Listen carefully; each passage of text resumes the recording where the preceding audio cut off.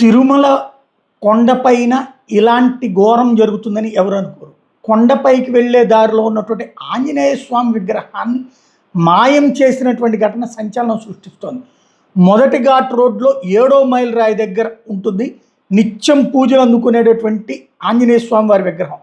అర్ధరాత్రి వేళ ఆ విగ్రహం చోరీ చేశారు గుర్తు తెలియనటువంటి వ్యక్తులు. వాస్తవంగా విజిలెన్స్ ఉంటుంది, అక్కడ సీసీ కెమెరాలు ఉంటాయి, ఎప్పుడు 24 hours మానిటరింగ్ పెట్టామని చెప్తున్నారు.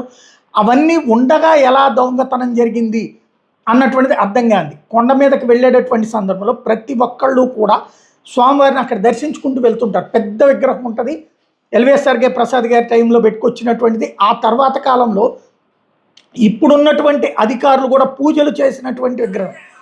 ఇది జరిగింది దొంగతనానికి సంబంధించి. ఒక వ్యక్తి అలా వెళ్ళి లోపలికి వెళ్ళి ఆ తర్వాత కాసేపటికి ఆ విగ్రహాన్ని తీసుకుని ఒక గుడ్డలో తీసుకుని వచ్చినటువంటి సంఘటన ఇక్కడ కనబడుతోంది. ఇదంతా కూడా అక్కడ ఉన్నటువంటి సీసీ అంటే మొత్తం పెట్టినట్లేదు, ఒక ఫ్రేమ్లో పెట్టినటువంటి సీసీ కెమెరా. అది ఆ వ్యక్తి చూడండి, తీసుకుని వస్తున్నటువంటి వ్యక్తి. అతని మళ్ళీ రేపు పొద్దున ఏ పిచ్చోడు అంటారో తెలియదు, అది స్పష్టంగా కనబడుతుంది కావాలని అతను చేశాడు అన్నటువంటిది. స్వామివారికి సంబంధించినటువంటి ఈ విగ్రహాన్ని మాయం చేసినటువంటి పరిస్థితి ఎందుకు చేశారు అన్నటువంటిది ఇప్పుడు $1 మిలియన్ ప్రశ్న. రీసెంట్గా అధికారులు పూజలు కూడా చేసినటువంటి సందర్భం, నిరంతరం అటు కొండపైకి వెళ్ళేటటువంటి సందర్భంలో చాలామంది భక్తులు అక్కడ దర్శనం చేసుకుని వెళ్తారు. అలాంటి చోటన జరిగినటువంటిది. బస్సులు వెళ్ళేటప్పుడు కూడా అక్కడ ఆగేటటువంటిది, కొంతమంది ఉన్నారు వెహికల్స్ ఆగి మరి అక్కడ చేసుకుని వెళ్తుంటారు.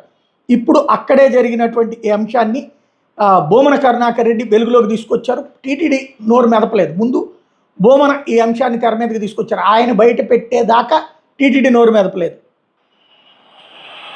పరమ పవిత్రమైన తిరుమల ధర్మక్షేత్రంలో అత్యంత ఘోరమైనటువంటి అపచారం కూటమి పాలనలో చంద్రబాబు గారి ఏలుబడిలో సనాతన వాదానికి కట్టుబడినటువంటి బ్రహ్మర్షి పవన్ కళ్యాణ్ గారి నేతృత్వంలో ఉన్నటువంటి ఈ ప్రభుత్వం నిర్వహిస్తున్న ధార్మిక మండలి సారథ్యంలో ఉన్నటువంటి టీటీడీ పాలనా వ్యవస్థలో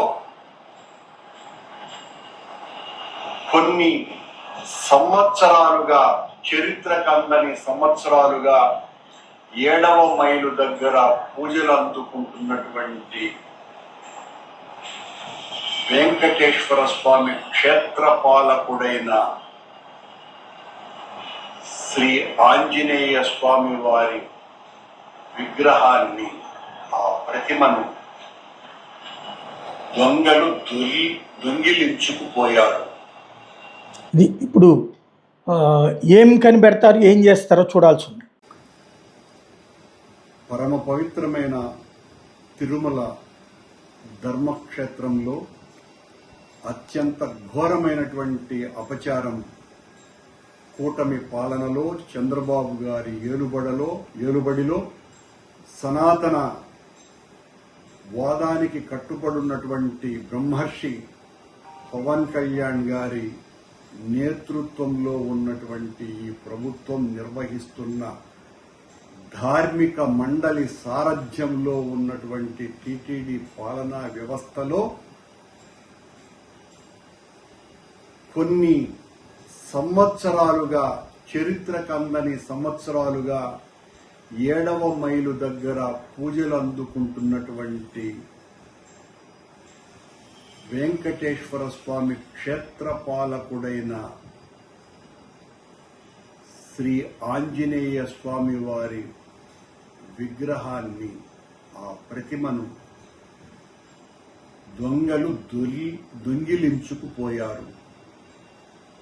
మొన్న ఈ మధ్యనే జరిగినటువంటి హనుమాన్ జయంతి రోజున టీటీడీ సాక్షాత్తు పెద్ద అధికారులు అక్కడ చాలా ఆర్భాటంగా ఆ ఆంజనేయుని ప్రతిమకు పెద్ద ఎత్తున పూజలు నిర్వహించినారు.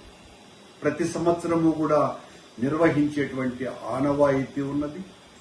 ప్రతిరోజు కాలినడకన పోయేటువంటి దాదాపు 25,000 మంది భక్తులు, అలాగే సరిగ్గా ఆంజనేయ స్వామి ఇక్కడ పూజలు అందుకుంటున్నటువంటి సంగతి తెలిసి కార్లలోనూ ఇతర వాహనాలలోనూ వచ్చేటువంటి భక్తులంతా కూడా ఆ 7వ మైలు దగ్గర ఉన్నటువంటి ఆ పెద్ద ఆంజనేయ స్వామి విగ్రహాన్ని చూసి వెంటనే దిగి ఈ స్వామి వారిని, చిన్న స్వామి వారికి పూజలు జరపటం అన్నది ఎన్నో సంవత్సరాలుగా జరుగుతున్నటువంటి విషయం.